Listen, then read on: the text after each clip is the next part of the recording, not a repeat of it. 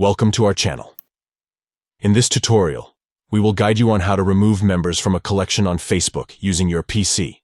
By following these simple steps, you can easily manage your collections and keep them organized. Let's get started. Step 1. Open Facebook. Launch the Facebook application or visit the Facebook website on your PC. Step 2. From the left-hand side, click on Saved. This will take you to the Saved Items section. Step 3.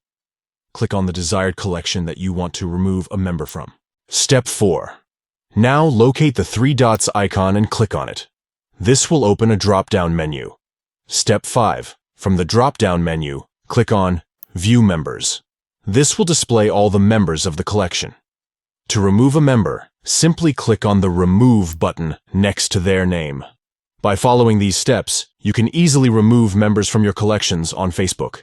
If you found this tutorial helpful, be sure to subscribe to our channel for more useful tips and tricks. Enjoy managing your collections on Facebook using your PC.